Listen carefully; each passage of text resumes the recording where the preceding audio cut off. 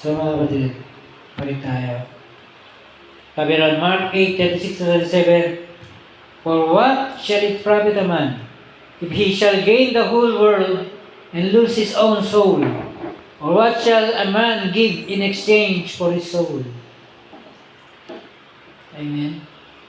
Yung pakinabang ng tao na nakuha niya ang buong mundo, pero nawala yung kanyang kaluluwa. O ano naman ibibigay niya para kapalit ng kanyang kaluluwa. So maganda po ito. Pag-aaralan po natin yung sinulat nila dito. Amen.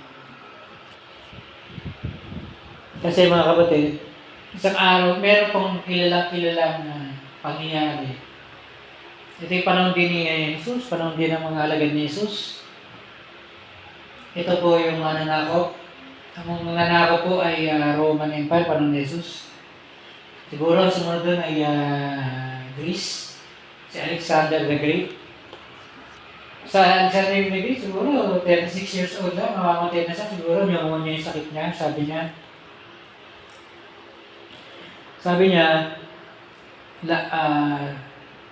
para sabi niya,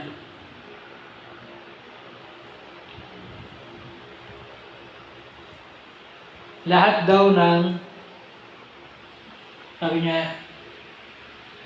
daw ng doktor na magagaling ay magpipila sa likod ng kanyang kabaong pag siya namatay. Kasi may sakit na siya, mamamatay na siya. Pneumonia yata sakit niya. No? Sinabi niya sa mga general niya, yung mga papalit sa kanya, pag ako namatay, kasi mamamatay na siya. Lahat ng magagaling ng doktor, magpupresisyon, kasunod ng kabaong ko. Lahat ng magagaling, pinakamagaling, sa buong mundo. Lahat, kunin nyo sa lahat ng mga bansa. Tapos sabi niya, lahat ng mga diamante, ginto, emerald, lahat ng mga ganyan, kayamanan, isabog nyo sa daan hanggang sa libingan ko, doon, umabot sa libingan ko. Iabot nyo ron, ikalat nyo dyan. Sabi niya, pangatlo, sabi niya, yung kabaong ko, nakalabas yung aking kamay. Tinanong siya, may isang naglakas loob na magtanong. Sabi niya, Alexander the Great, bakit? Gusto ko makita nila na hindi kayang gamutin ng doktor ang sakit. Kahit gaano ka pakayaman, kapangyarihan, Alexander the Great, mayaman ka. Gusto ko malaman ng buong mundo, yung kinalat kong kayamanan, hindi mo madadala yan. Sabi niya. Yung kamay niya na nakalabas, walang hawak, kasi dumating akong walang hawak-hawak. Babalik din ako, mamamatay din ako, walang hawak-hawak sa kamay ko. So mga kapatid, para tayong pumunta sa isang hotel, napakagandang hotel. No? Hotel mundong ito, pinuntahan natin itong mundo ito, napakaganda, parang hotel. Parang ayaw natin puntahan, ganda ng CR, ganda ng kusina, ang sarap ng kinakain mo. Amen? Ang sarap ng kinakain mo. Ang ganda ng lahat. Itong mundong ito. Parang ayaw pag sinabi ng Diyos, mamamatay ka na, kukunin na kita, dalhin na kita sa ganito, sa ganyan. Parang sinasabi, Lord, ayaw ko pang mamatay. Parang sinasabi mo, Lord, ayaw ko pang umalis sa hotel dito sa hotel. Ganda eh. Ganda ng CR, ganda ng... Tayong magaganda pagkain, dami. Kotse, lahat. Mga kapatid. Bayad pa lang sa isang araw, para ka nang uupa ng bahay. Kwarto pa lang. Parang ganun mga kapatid. Pagkatapos mong magamit ang hotel sa isang araw, pupunta ka sa isang tao, isasoli mo lahat ng gamit doon, susi lahat, wala kang kukunin. Dumating ka sa hotel na wala kang dala-dala, lalabas ka ron, wala ka rin dala. Hindi mo pwedeng dalhin yung mga bagay-bagay doon. Ang ganda ng mga chandelier, ang ganda ng mga ilaw. Wala kang dadalhin. Ganon din ang buhay natin sa mundo. Pag tayo mamamatay, wala tayong hawak. Wala. Wala kang hawak. Ang tatandaan natin.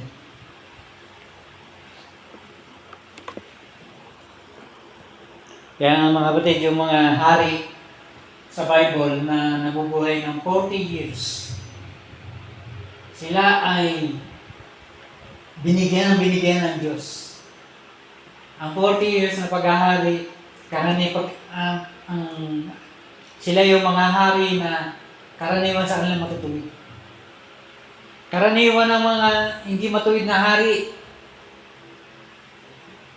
naghari lang 1 buwan, 1 linggo, 1 taon, 2 taon, 5 taon. Kumpara mo sa 40 years, bariyang-barya. Ito yung mga hari na hindi na binigyan ng Diyos, tinunan na. Lord, pinalalayas mo na ako agad sa hotel. Bakit sila 40 years? Bakit ako 1 linggo lang, 1 buwan lang, 1 taon lang, 3 taon, 5 taon lang? 10 years lang. Sila 40 years. Lugi ako Ito mga to, 40 years, binigyan ng Diyos.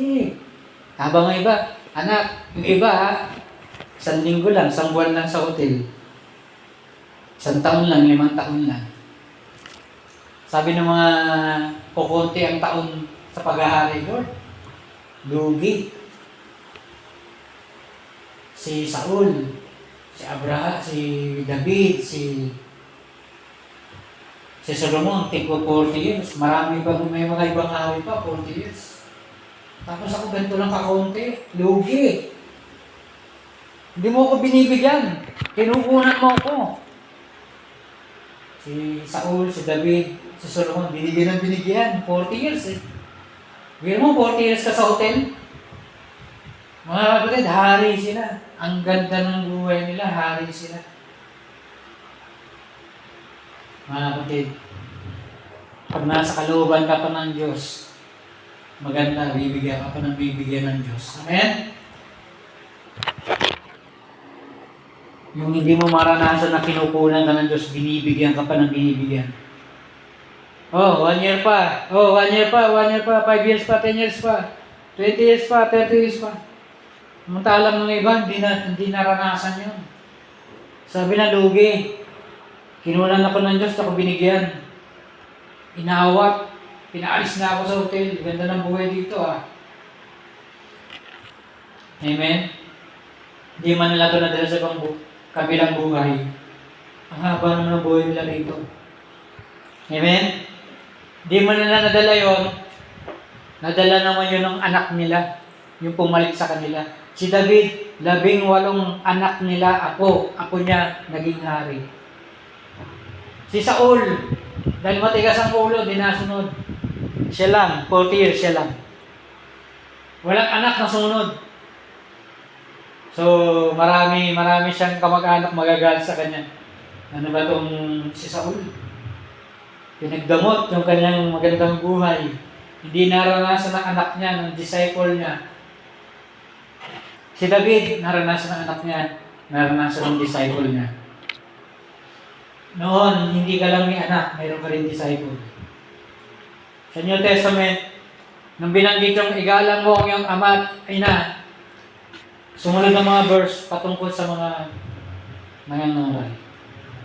Discipler at disciple. Amen. Dalawa ibig sabihin ng ama, ina. Sila yung mga tao na dumadami at saka mga ngaral na nagtuturo ng salita ng Diyos. At yun ay lahat yun, dalawang yun na kay David, lahat yun na kay Abraham. Amen? So mga kapatid,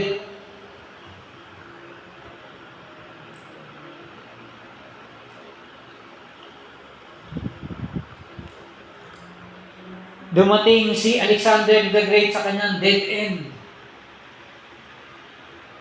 Pagpunta niya sa kanyang pinupuntahan nila lakaran, may dulo na pala, wala na pala. Hindi na pala makakapagpatuloy. Si Catherine Coleman, dumating sa kanyang dead end. hindi niya na pwedeng gawin yung ginagawa niya. Nandun siya sa pagkakamali, kanyang isinuko yun. Mula teenager siya nangangaral at siya ay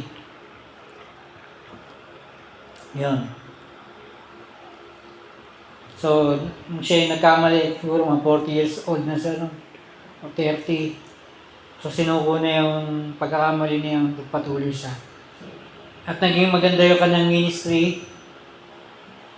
Medyo nagkaroon ng problema rin yung ministry. Binangon siya ng Diyos dahil sa kanyang pagpapakumbaba, pagsunod. At sa loob ng huling taon ng kanyang buhay, ginamit siya mightily ng Diyos. Pag naglakad siya, mga taong tumbahan. Pag-akit niya sa elevator, tinamaan doon yung kusina ng hotel, naglaglag sa abugan ng mga kutsilyo, mga sandok. Dumanda din si Catherine Kuhlman. Tutumbahan yung mga kusinero. Yun yung mga ilang taon ng kanyang buhay, huling-huli. Yan. Kaya Allen ganun eh. Walang demonyo na alis sa kanya sa pamamagitan ng prayer. Yung dalawang huling-huling pinakamalakas ng demonyo.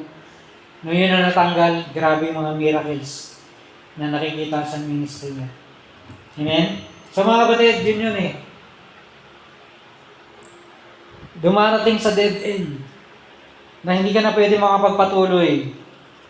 Mapaparusahan ka o gagamitin ka ng Diyos. Yun lang yun eh. Tatapusin ng Diyos ang buhay mo o gagamitin ng Diyos ang buhay mo. Gagamitin ka ng Diyos para matuloy pa yung buhay mo. Nakatayo ka pa rin dito sa lupa. Nagmi-ministry ka pa din. Amen? So kung minsan gusto nating manatili yung ating yaman, gusto natin na gumagaling tayo, gusto natin makapangyarihan tayo, hawak ka ng kapangyarihan, trono, pero hindi yun magagawa ng mga hari. Ito may mga conqueror, emperor, kagaya ni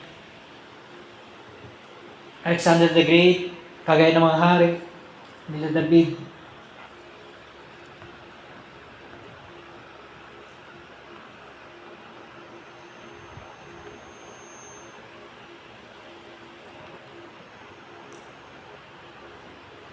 Kahit na yung mga mananakop,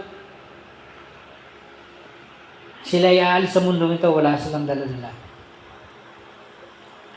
Amen.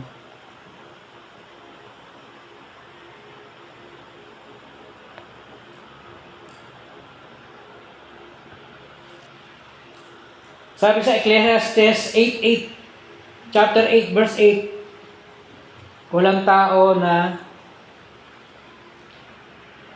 may kapangyarihan na manatili ang kanyang kaluluwa sa araw ng kamatayan. Sabi na. Ecclesiastes 8:8. Walang tao. Hindi mo yan maawat. Hindi pwede sabihin, gusto ko pang mabuhay, hindi pa naalis. Mamaya, buhay pa rin ako bukas. Hindi mangyayari yun. Sinabi ni Ecclesiastes 8:8. Walang sinumang tao may kapangyarihan na panatilihin ang kanyang kaluluwa sa araw ng kamatayan. Pag dumating yung araw na yan, yun na yun. Final. Hindi mo na yung maaawat. Amen? So, ano gagawin mo? Dahil hindi mo na yung maaawat, paghandaan mo yun. Kailangan mo yung paghandaan. No? Kailangan nakahanda ka sa araw na yan. Hindi pwede sabihin, Lord, extension. Lord, 1 day, 1 week, 1 month, 1 taon, extension, buhay ko. Amen? Sa Diyos, wala namang imposible, pwede rin naman.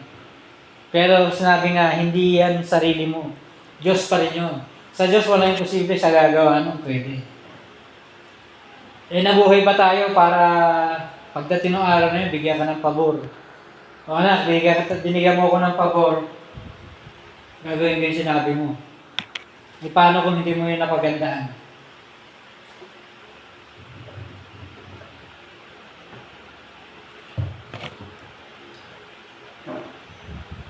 Amen. So mga kapatid, we have no say in the matter. Yan, yung spirito na yung ruwak. Yung spirito na hindi pwedeng hindi umalis sa araw ng kamatayan. Ito ay hangin, hininga, maliit na puwersa. Spirito na yan. The actual animating energy of a person. Yan.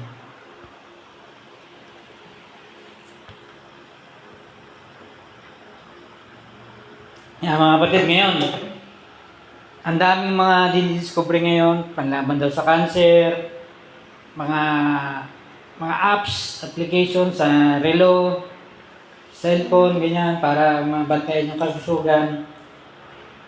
Kaya mga kapatid, para pagandaan yung araw na yan, ng kamatayan.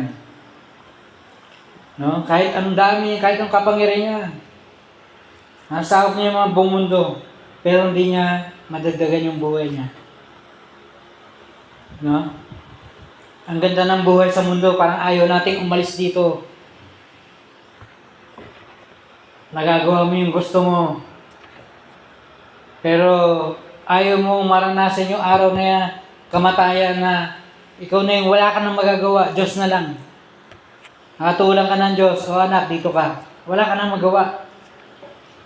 Yan. So, ang buhay sa mundo, pansamantala lang. Pwede mong gawin ang buhay mo rito komportable o susunod ka sa Diyos. Nasa sa'yo yun. Pag sumunod ka sa Diyos, hindi ka komportable, pinaghahandaan mo yung araw ng kamatayan mo. Kasi siguradong darating yun. Pero pag komportable ka, malamang, hindi mo pinaghahandaan yung araw na yan. Amen? Kasi ang buhay natin, hiram lang sa Diyos. Ano? Lahat ng nasa hotel, isusoli mo, TV, lahat ng gamit, rep, soli mo dun. Andun po, kompleto, wala akong dinala. Nabibit-bit yung rep. Pero andun lang, hindi ko kinuha. Parang ganun, sa mundo na ito, dumating kang walang hawak, lalabas ka sa mundo nito, wala ka rin hawak. Sa araw na yan. Sabi sa Ecclesiastes, hubad akong dumating, lumabas sa sinapunan ng aking ina, hubad din akong babalik. Yan. Wala kang dala kahit damit. O kahit piso, 5, wala kang dala.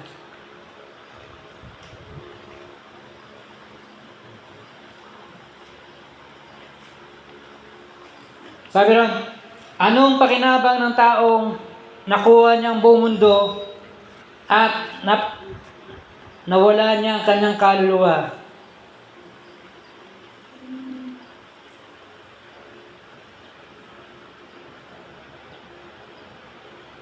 Ibig sabihin ng Keystone, Cosman, Holland, ay nakuha niya yung buong mundo.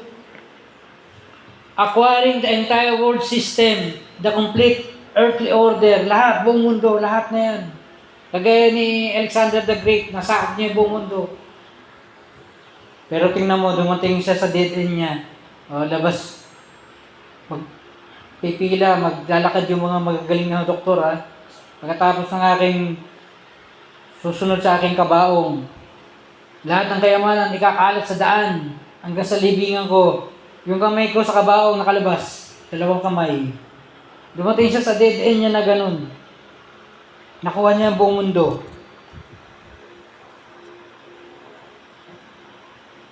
Lahat ng yaman, lahat ng kapangyarihan, lahat ng kontrol nasa kanya.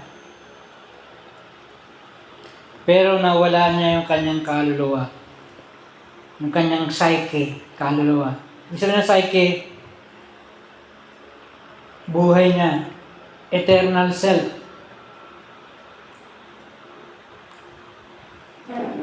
Siya yung magdurusa na walang katapusan. Hindi na maibabalik yung pagkawasak, yung damage na yun sa kanyang walang katapusang kaluluwa, kanyang sarili. Hindi na mababalik. suffering an eternal loss, incurring irreversible damage to the core eternal self. Mas mahalaga yung kaluluwa sa lahat ng yaman sa mundo. Mas mahalaga yung kaluluwa. Itong karanasan na to ni Alexander the Great, ni Kathryn Kuhlman, ito ay spiritual bankruptcy, dead end. Parang yung negosyante, sabi niya, wala na akong pera, paano pa magpapatuloy yung negosyo? Spiritual bankruptcy, na-bankrupt na yung spirito mo, kaluluwa mo. Pag na-bankrupt ang kaluluwa mo, maranasan mo yung bankrupt na negosyante, malungkot, natatakot, gusto na matapos yung buhay niya. Di ba? Hindi lang natapos yung negosyo, pati buhay niya, gusto niya tapusin.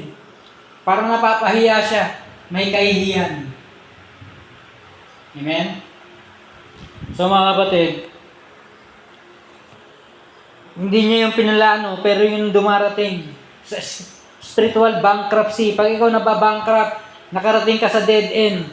Kaya yung mga tao nagtatanong, Alexander the Great, bakit?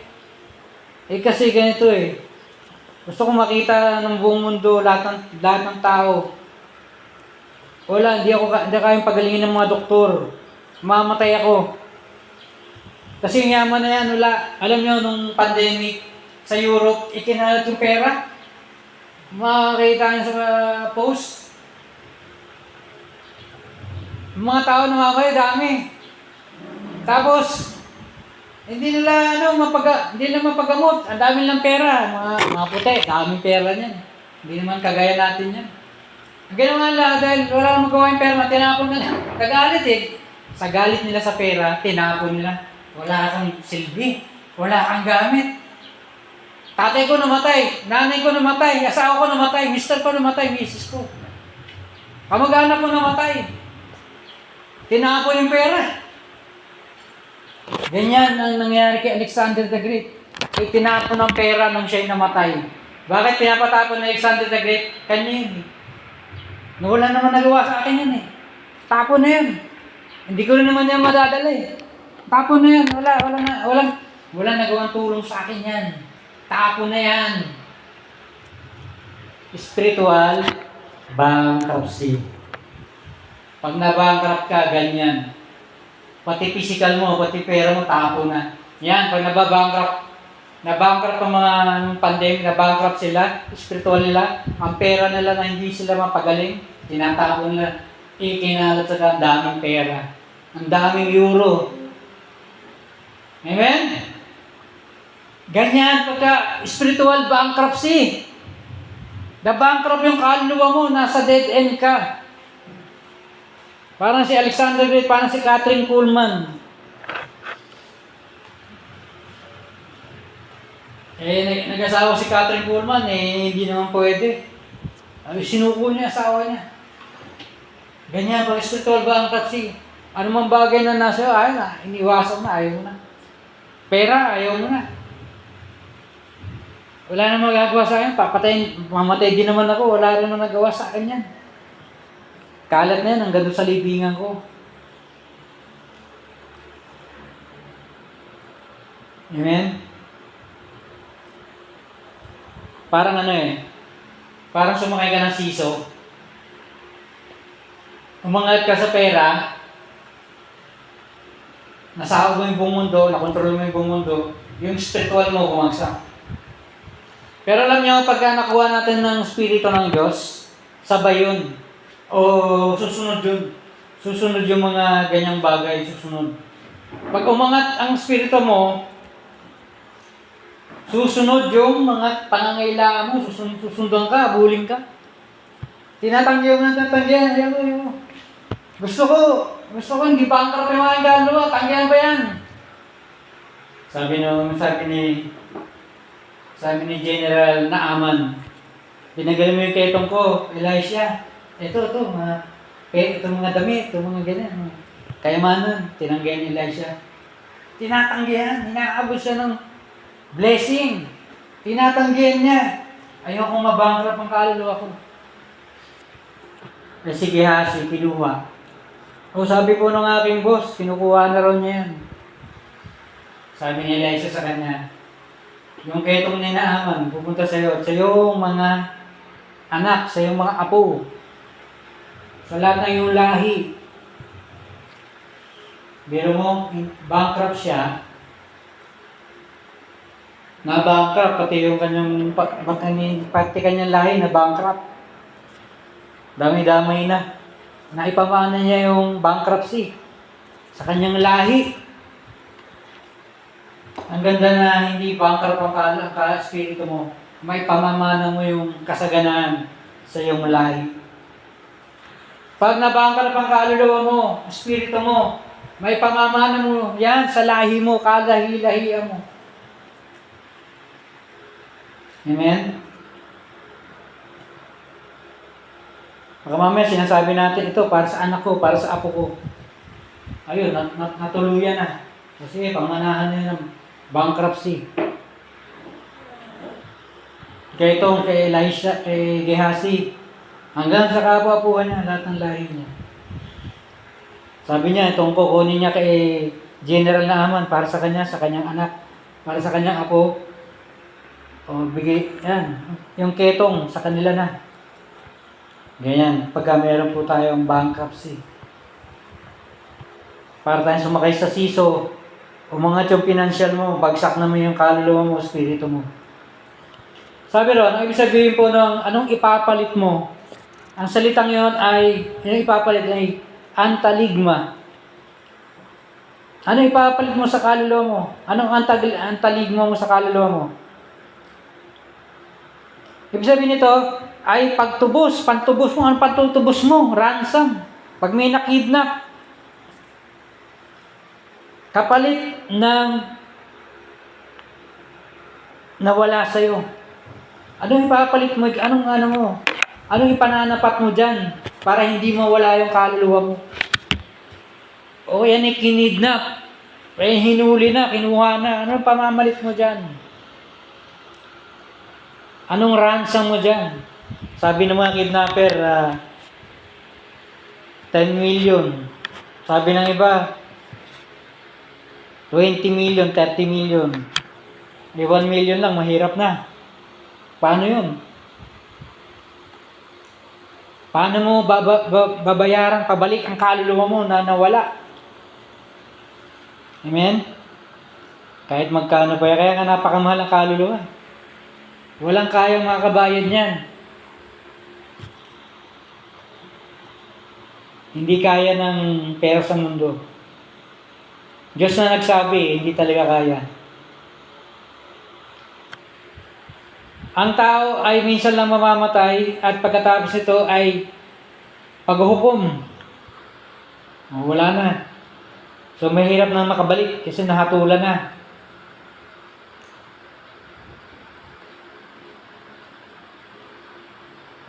Paano tayo makakaligtas sa pagbabagong ito? Na ikaw ay aalis na, yung kaluluwa mo aalis na. Wala na sa mundong ito.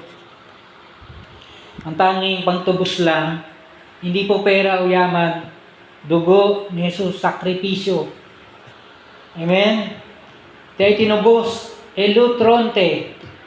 Tayo tinubos, hindi ng mga bagay na nasisira, o pera, silver, gold, kundi sa verse 19 ng 1 Peter 1 ay napakahalagang dugo ni Kristo. Gaya ng tupa na walang kapintasan. Amen? Napakaganda na mayroong isang anak ng Diyos na umiiwas sa lahat para siya ay wala siyang blemish, wala siyang spot, no? Without blemish, without spot, without wrinkles. Pagkatapos ng sakripisyo niya, yung tutubos sa ating lahat. Amen? Yun lang ang tutubos. Yun ang currency, yun ang usapan doon. Asa ng sakripisyo, asa ng kamatayan ng kordero, ng inosente. Wala siyang blemish, wala siyang spot. Yan. Nasaan? Yun ang pambabayad. Kaya mga kapatid, yung kamatayan ni Kristo, natalo yung kaaway. Sabi ni Pablo, "Oh death, where is your sting?"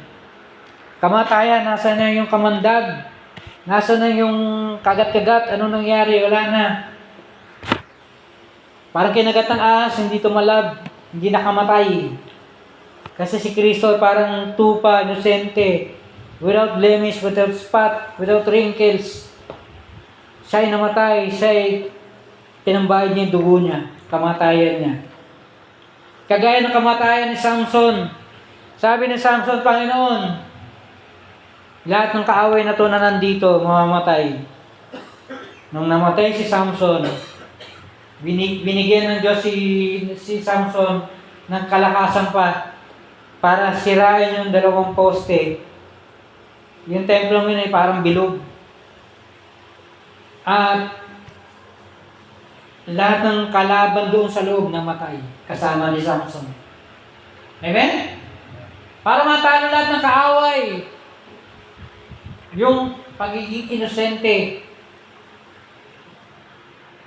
lingkod ng Diyos, pagsunod sa Diyos, patalo sa lahat ng kaaway. Amen? Ito yung pangtubos. Ito yung bayad. Kaya tayo more than conqueror. Sabi ron, hyper necroman.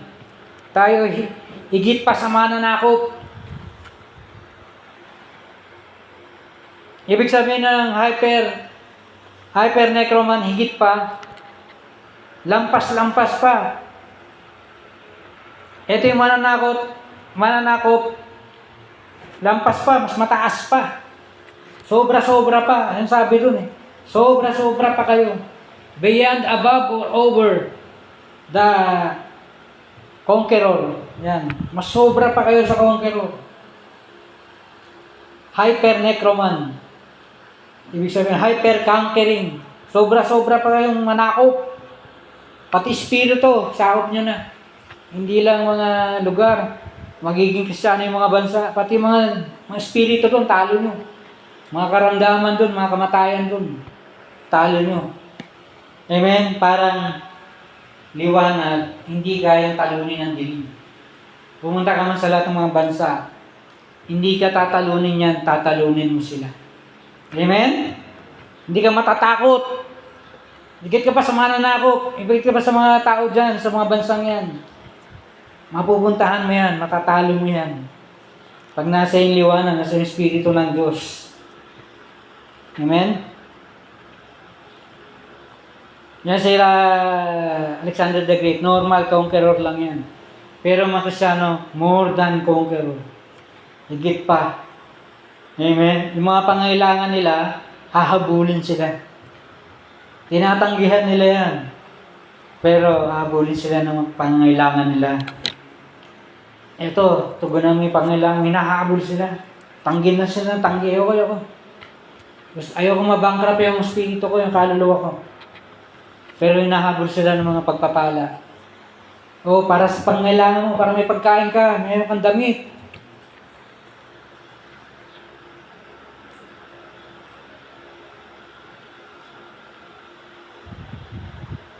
Mayroon tatlong kaaway tayo. Una, kasalanan. Sabi ni Pablo, ang kasalanan hindi na inyong magiging Panginoon. Sin will no longer be your master. Hindi na siya kiruse. No?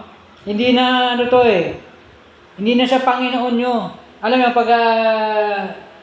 pag meron tayong master, pag sinabi ng master, gawin mo to, gagawin mo yun. Wala kang magagawa dun. Susunod ka. Pero pag hindi mo siya sunod, hindi mo siya master. Ganda, di ba? Hindi mo na siya kailangan sundin. Sabi ni Pablo, hindi nyo na sila kailangan sundin. Sin will no longer be your master. Hindi nyo na sila kailangan sundin. Malaya na kayo. Kay Ruse na. Kay Ruse, wala nang master servant. Wala na. Malaya ka na, sarili mo na lang. Romans 6:14 to 23. Sa verse 16 sabi ganyan, alam niyo ba na kung kanino kayo sumusunod, kayo ay alipin nun? Alipin kayo nung inyong sinusunod. Maging yun may kasalanan hanggang papuntang kamatayan. O kaya naman, sumusunod kayo para sa kabutihan. Kaya naman, tayo'y naging matuwid. No? Or obedience unto righteousness. Sumusunod ka sa Diyos, naging matuwid ka. Ayun, yung pagbabagong buhay. Pagbabago mo. Pag masunurin ka, nagiging matuwid ka. Nagiging banal ka. Amen? Pag sinusunod mo ang Diyos, nagiging banal ka. Ha? Damihan pa natin ating pagsunod. Lalo tayo magiging mabuti sa Diyos. Verse 17, Kaya ang Diyos ay pinapasalamatan namin, kayo'y dating mga alipin ng kasalanan, ngunit kayo'y sumusunod mula sa inyong puso sa lahat ng mga tinuturo namin na dinala sa inyo. So, sinunod natin mula sa ating puso yung mga tinuturo sa atin na dinala sa atin, na kaya naman ginawa tayong mabuti nun, ginawa tayong matuwid. Pag sumunod tayo, nagiging matuwid tayo. Kasi nakikinig tayo ng mga tinuturo nila. Nakikinig tayo ng salita ng Diyos. Verse 18, kayo'y ginawa ng malaya sa kasalanan, kayo'y naging alipin na ng katuwiran. Pinalaya na tayo sa kasalanan. Alipin na tayo ng katuwiran, hindi ng kasalanan, hindi ng ibang master, ibang Panginoon. Amen? Yan. Wala nang kiruse, wala nang master-slave dynamic o set-up. Wala nang ganon. Natalo na yung kalaban. Natanggalan na siya ng trono, ng karapatan. Ang kanyang pamumuno, tinanggal na sa kanya. Tayo malaya na. Ang unang kalaban, kasalanan. Pangalawa, kamatayan. Kasalanan, magbibigay ng kamatayan. Sabi ni Pablo, O death, where is your sting? Nasaan yan yung kamandag? Nasaan na yung bisa? Wala na. Kasi tayo ay pinalaya na, hindi na para tayo sa kamatayan, hindi tayo para, yung kasalanan hindi na nasusunod, yung kamatayan hindi na tayo para doon. Bagamat yung katawan na mamatay, hindi tayo papunta ron sa impyerno. Amen? Yung kentron, yung kamandag, wala na yan. Amen? Ito ay makamandag, nakakamatay na kamandag na kagat sa atin ng alakdan. Ang kagat ng alakdan ay masakit, agonizing, sudden, agonizing, and often fatal. Nakakamatay na kagat ng alakdan. Pagka ito'y tumusok sa'yo, pumasok sa balat mo, nakakamatay na talaga, final na. Amen? So, hindi na natin sinusunod kasalanan, yung kamatayan, wala nang bisa sa atin. Yung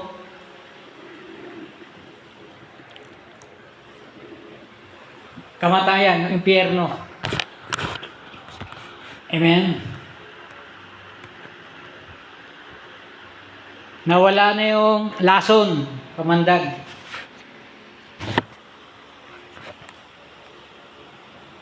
Pangatlong kaaway ay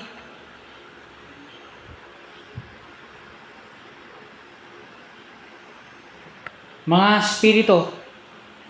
Spiritual power, si Satan, forces of darkness. Sabi sa Colossus.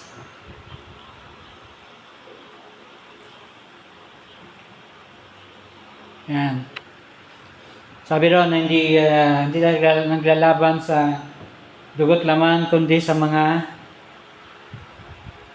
spirito, sa mga principalities, ruler of darkness, mga spirito, mga karamdaman, mga kamatayan, Yan.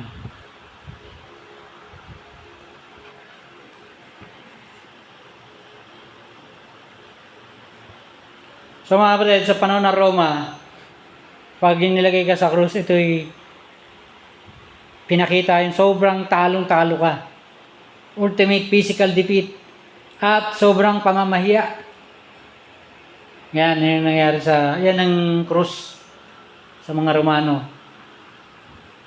Pinaparada nila na ikaw ay natalo na. Pero sa kabaliktaran, ito palang krus ng mga Kristiyano, ito pala magbibigay sa'yo ng karangalan, ng kalayaan. Ito pala yung bibigay sa'yo ng pangalan. Kaya sabi ron, walang mataas na pangalan, makapangyayang kapangalan, binigay sa sinong ng langit, kundi ang pangalang Jesus. At sa pangalan ito, lahat ng tuduluhod, lahat ng labi magsasabing siya ay Panginoon. Sa ikalulwalhati ng Ama. Amen. So kabaliktaran yung krus. Sa Romano, ito ay kahihiyan, pagkatalo, pero sa Kristiyano, kabaliktaran. Karangalan, kapangyarihan.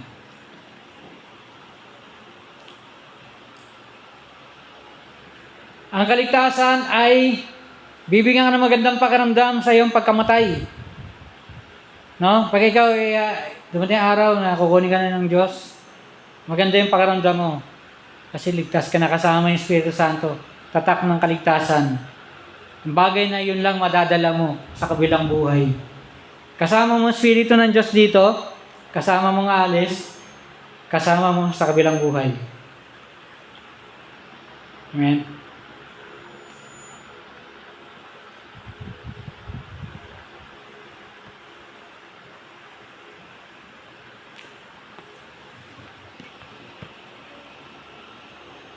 Yung kaligtasan ito ay ating mana sa Panginoon. Amen.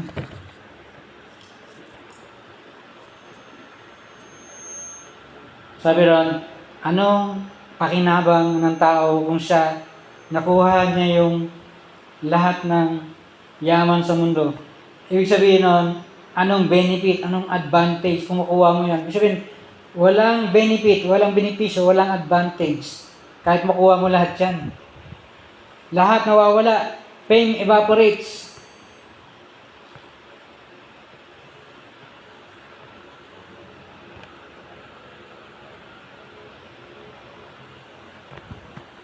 So yan mga kapatid.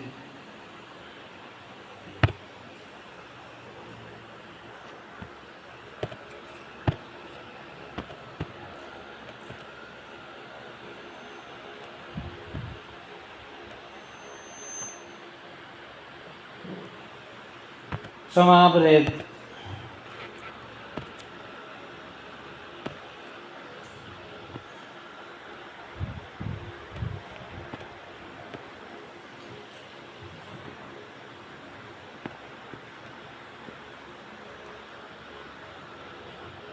yung kamatayan ay sigurado at kaya naman ginawa ng Diyos ng paraan yon at natubos. At may mga paraan siya, nabanggit natin kanina rito, kung paano to nagawa ng paraan ng Diyos. Pati mga kaaway natin matalo yung tatlong kaaway. Kasalanan, kamatayan, at mga espiritu. Amen. So, yun. Ang ano lang natin dito ay lahat ng mga ng mga tao sa lupa, baliwala lang yan. Kaya kailangan ang Diyos ang kumikilos, ginagamit yung katawan natin. Kung anong gustong gawin ng Diyos na project sa mundong ito, gagamitin ka, yun ang mangyari. Kasi yung gawa ng tao, wala yan. Hindi mo madadala yan. Amen. Yung project ng Diyos, kahit sa Bible, nakasulat. Totoo ba yung Bible? Nakasulat. Pag hinukay nila yung Israel, nando dun. Nando yung lugar ni David, nando yung mga palasyo na pinapatunayan na nandun. Gawa ng Diyos na preserva niya, na preserve. Nakasulat pa sa Bible, nahuhukay dun sa lugar na yun. O, totoo nga. May palasyo si David, may ganun-ganun. Project ng Diyos, ginamit ka, Nandun lang, na-preserve ng Diyos, napatunayan ng Diyos yung nagawa ng Diyos sa pamagitan mo. Amen? So yun, kailangan Diyos yung kumikilos, hindi puro tayo tapos sayang lang. Amen? Ano man yan? Okay?